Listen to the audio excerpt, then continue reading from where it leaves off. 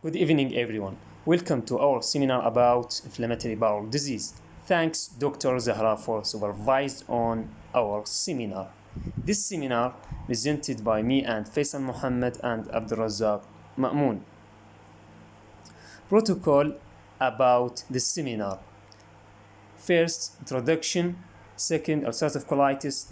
Third, Crohn's disease. Definition. Inflammatory bowel disease is defined as a chronic intestinal inflammation that results from host microbial interactions in a genetically susceptible individual.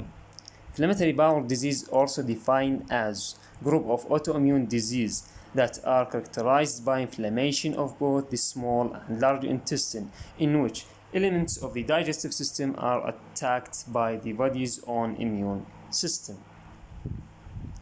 Type of inflammatory bowel disease. Inflammatory bowel disease consists of two types: ulcerative colitis and Crohn's disease. Now, history of inflammatory bowel disease. In 1761, Morgagni provided a description of intestinal inflammation characteristic of Crohn's disease. After the identification of the causative agent of tuberculosis by Koch in 1882, it became clear that some individuals had disease similar to intestinal tuberculosis but didn't bear the tubercle bacillus.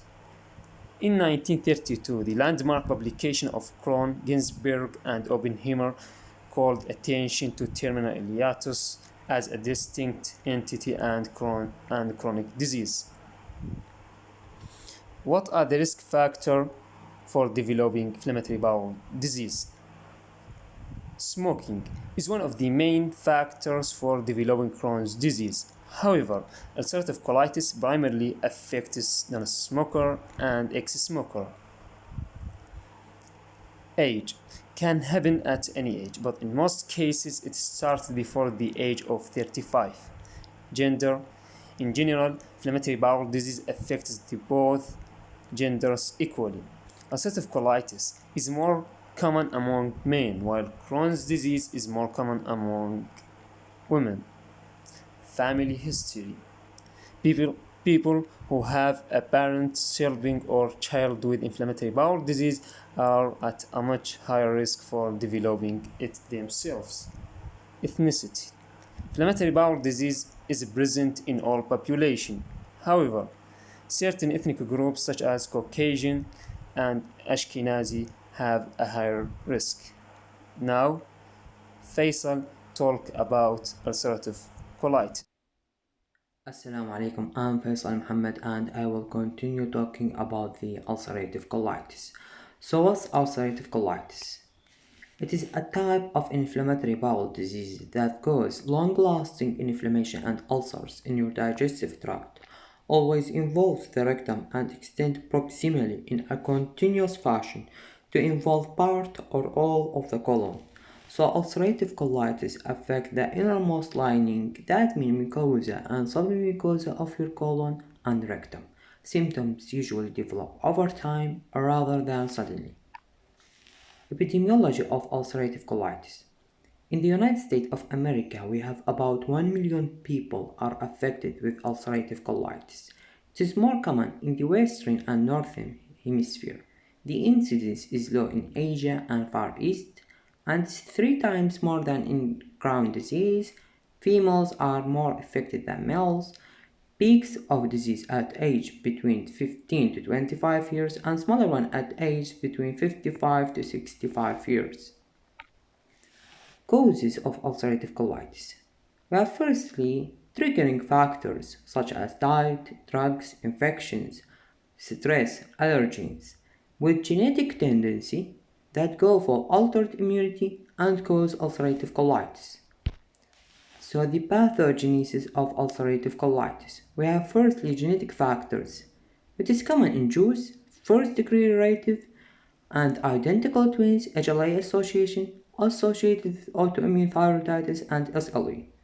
While environmental factors, it is common in non-smokers and ex-smokers. High refined sugar diet blamed as a risk factor for ulcerative colitis. The inflammation is due to activation of macrophage lymphocytes, polymorph nuclear cells, with release of inflammatory mediators like interleukins. So in the picture on the right, we have normal gut. With triggering factors such as infections and non-steroidal anti-inflammatory drug, we get acute injury and inflammation of the bowel that cause either tolerance and complete healing or chronic inflammation in genetically susceptible hosts. Morphology of ulcerative colitis. It always involves the rectum and extends proximally in a continuous fashion to involve part or all of the colon. So skip lesions are not seen, although focal appendical or cecal inflammation occasionally may be present. Disease of entire colon is called pancolitis, while disease limited to the rectum or rectosigmoid may be referred as ulcerative proctitis or ulcerative proctosigmoiditis respectively. The small intestine is normal, although mild mucosal inflammation of the distal ileum, backwash colitis may be present in severe cases of pancolitis. So we have the types of ulcerative colitis. In proctitis, it includes only the rectum, while in proctosigmoiditis, the inflammation includes sigmoid colon and rectum. Distal colitis, including descending colon, sigmoid, and rectum, while extensive colitis include transverse colon, descending, sigmoid, and the rectum. Pancolitis when all the colon is involved in the inflammation. Macroscopical features of ulcerative colitis. On a gross evaluation involves the colonic mucosa may be slightly red and granular appearing or exhibit extensive broad-based ulcer. Ulcers are aligned along the long axis of the colon but typically do not replicate the serpentine ulcers of Crohn's disease. Out of the full layer of the wall of the large intestine. The inflammation involves the mucosa and submucosa only. The mucosa look ulcerated and granular. With a severe attack, the mucosa become hemorrhagic. That means it bleeds easily and ulcerated. Isolated islands of regenerating mucosa often bulge into the lumen to create small elevations termed pseudopolyps. As we can see in the picture on the right, the pseudopolyps in the colon. Chronic disease may lead to mucosal atrophy and a flat, smooth mucosal surface lacking mucosal folds. Unlike Crohn's disease, mural thickening is absent, serous surface is normal, and strictures don't occur. However, inflammation and inflammatory mediator can damage muscularis propria and disturb neuromuscular function, leading to chronic dilation and toxic megacolon, which carry a significant risk of perforation. Microscopical features of ulcerative colitis. As we can see here in this picture, there is inflammatory infiltration, crypt abscess, crypt distortion, and epithelial metaplasia. However, skip lesions are absent, and inflammation is generally limited to the mucosa and superficial submucosa. While in severe cases, mucosal damage may be accompanied by ulcers that extend more deeply into the submucosa, but the muscularis propria are rarely involved. Submucosal fibrosis, mucosal atrophy, and distorted mucosal architecture remain as residue of healed disease, but the histological pattern also may revert to near normal after prolonged remission. Important note we have, granulomas are not present. Signs and symptoms of ulcerative colitis. For the signs we have pyrexia with dehydration, tachycardia with hypotension, abdominal tenderness, distension, or abdominal mass, while symptoms are weight loss, fatigue, abdominal pain, bloody diarrhea, tenesmus. Complication of ulcerative colitis.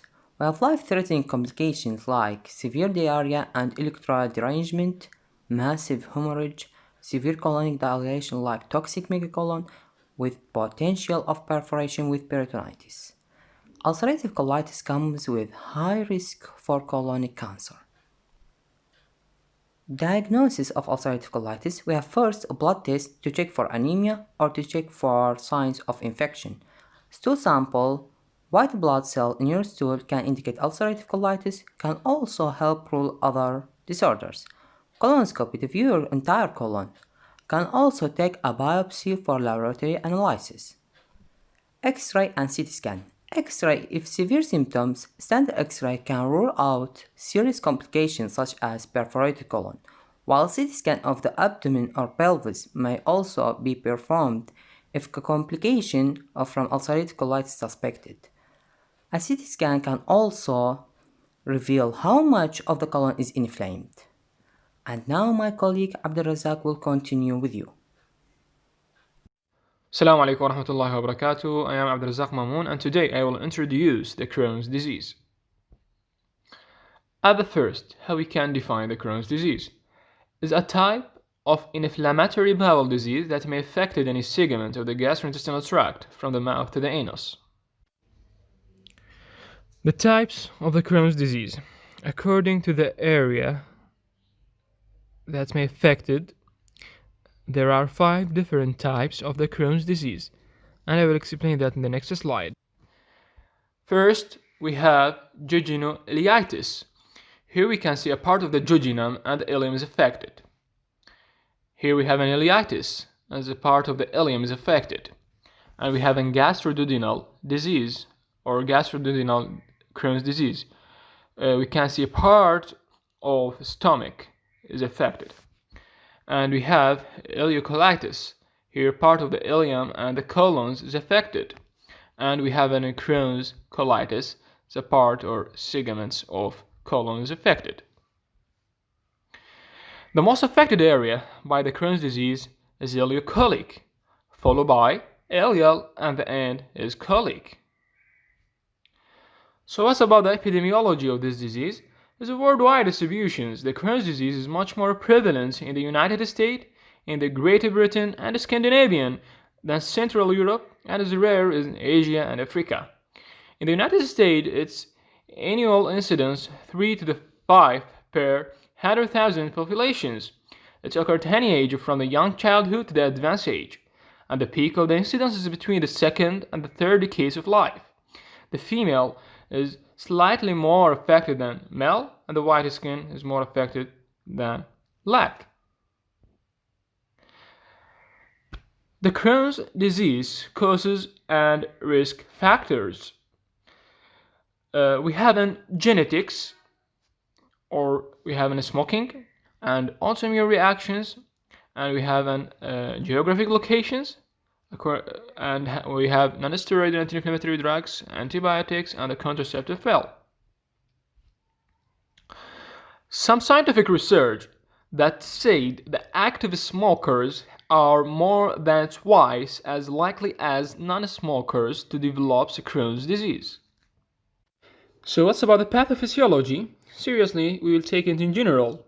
When there is antigenic stimulations, like microbial or dietary antigens or other causes that affected on the intestinal mucosa, and that's lead to the activations of the gut immune system, and that's lead to normal physiological inflammations in normal person. But in the susceptible host, when they have environmental factors or genetic predisposition or other causes, that's lead to the uncontrolled inflammations, and that's lead to the extensive tissue injury, and finally lead to the Crohn's disease. In this seminar, honestly, we will emphasize about the pathohistological features of the Crohn's disease. So it's characterized by, first of all, sharply delimited and typical transmural involvement of the bowel by an inflammatory process with a mucosal damage. We have a presence of a non-gaseating granuloma in the 30 to the 60% of case. We have a fissuring with the formations fistula.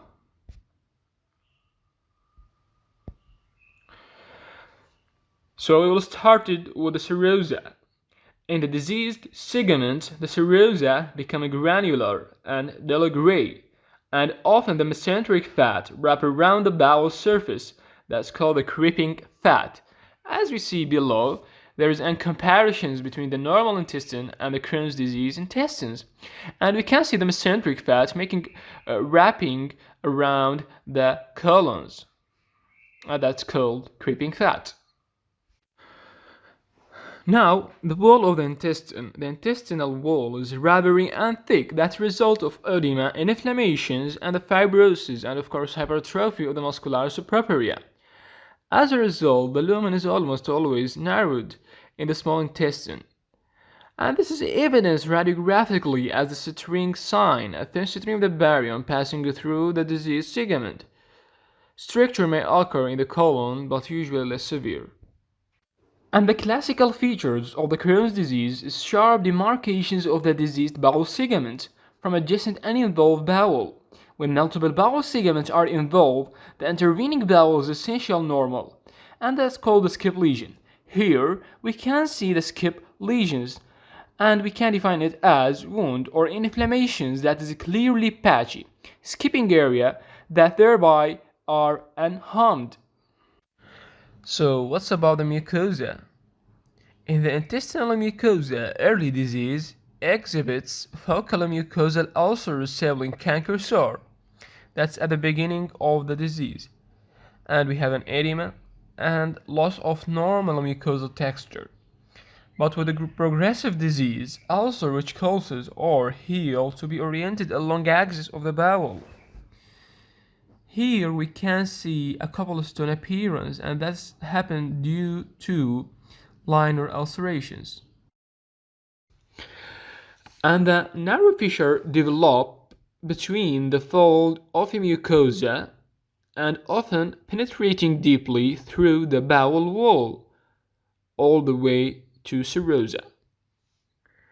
And that is lead to fistula or sinus tract formations, either to an adherent viscous to the outside skin or into a blind cavity to form localized abscess.